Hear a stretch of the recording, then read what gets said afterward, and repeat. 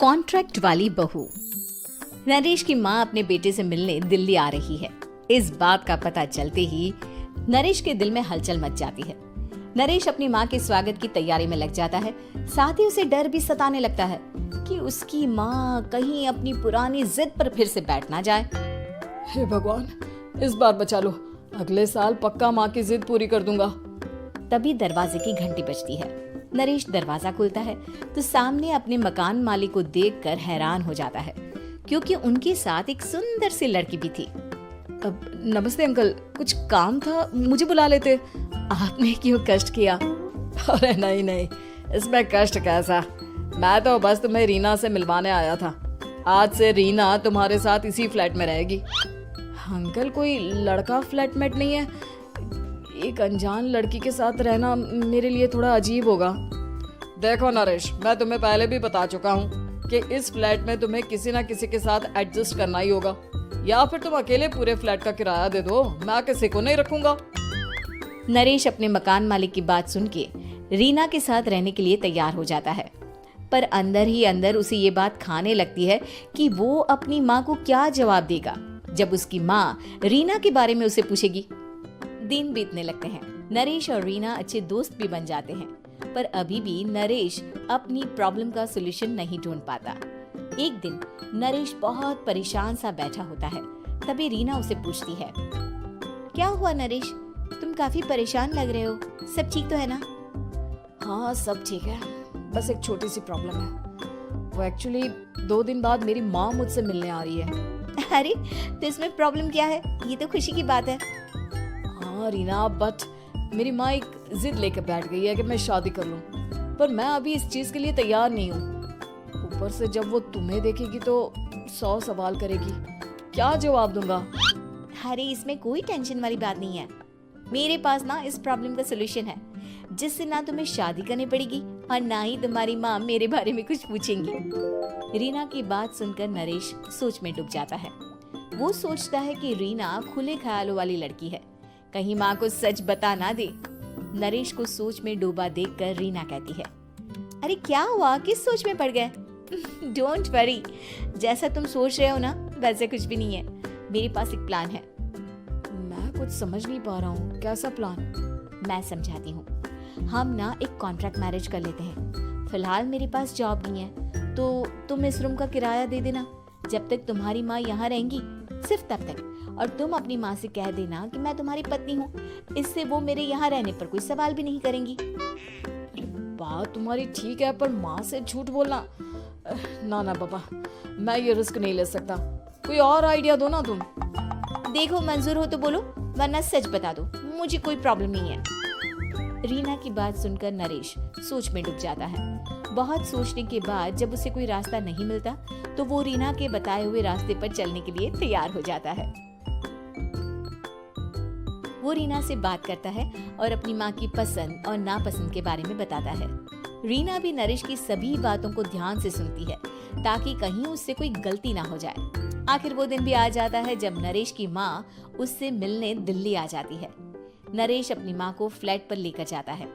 जैसे ही नरेश की माँ फ्लैट के अंदर जाती है, रीना उसके पैर छू लेती है। ये देखकर नरेश की माँ थोड़ी घबरा जाती है और नरेश से पूछती है, अरे बेटा नरेश, ये कौन है?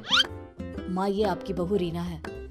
माफी चाहता हूँ, सब कुछ इतनी जल्दी में हुआ कि आपको बता ही नहीं पाया, इसलिए सोचा कि क्यों ना आपको सरप्राइज दिया जाए। अरे बेटा, मैं तो बस तेरा घर बसा हुआ देखना चाहती थी। हाँ, बहुत अरमान थे अपनी इकलौती बेटी की शादी को लेकर, लेकिन कोई बात नहीं, शायद किस्मत को यही मंजूर होगा। ये कहते ही नरेश की माँ रीना को गले लगा लेती है। रीना बेटिया, मेरा बेटा ना थोड़ा नादान है, पर तुम काफी समझदार लगती हो, और मैं जानती हूँ कि तुम इसका बहुत अच्छे से ध्यान रखोगी। माँ आप चिंता मत कीजिए, मैं सब संभाल लूंगी। नरेश की माँ अपने बहू और बेटे के साथ खुशी खुशी रहने लगती है। दिन बीतने लगते हैं। नरेश की माँ और रीना का रिश्ता बहुत मजबूत होता चला जाता है। वो दोनों सारा दिन एक साथ रहती और खूब बातें करती। इधर साथ रहते रहते नरेश और रीना भी एक दूसरे से प्यार करने लगते हैं। दोनों को इस बात का एहसास हो जाता है, फिर भी वो इस बात को छुपा कर ही रखते हैं। एक दिन नरेश की माँ और रीना शादी के बारे में बात करने लगते हैं। रीना बिटिया, ये तो नरेश ने मुझे बिना बताए शादी कर ली, वरना मैं तो अपनी इकलौती बेटी की शादी इतनी धूमधाम से करती कि सारी दुनिया देखती रह जाती। अच्छा माँ, आप ऐसा भी क्या करती नरेश और मेरी शादी में जो दुनिया देखती रह जाती? अरे बिटिया, एक माँ के अरमान तुम अभी नहीं समझोगी। मैं तो अपनी बहू को एक रानी की तरह लेकर आती और शादी भी बिल्कुल शाही अंदाज में करती, पर मेरे तो सारे अरमान ऐसे ही रह गए। खैर, मुझे तो अपने बेटे और बहू की खुशी चाहिए बस। ये कहते हुए नरेश की माँ की आंखों में आंसू आ जाते हैं। रीना भी ये सुनकर ख्यालों में खो जाती है, क्योंकि वो भी मन ही मन खुद को नरेश की पत्नी और उसकी माँ की बहू मानने लगी थी। शाम को जब नरेश ऑफिस से घर आता है तो रीना खुद को रोक नहीं पाती और नरेश के सामने उसकी माँ को अपने और नरेश के रिश्ते का सारा सच बता देती है। रीना की बात सुनकर नरेश की माँ दोनों से बहुत नाराज हो जाती है और घर वापस जाने की बात करने लगती है।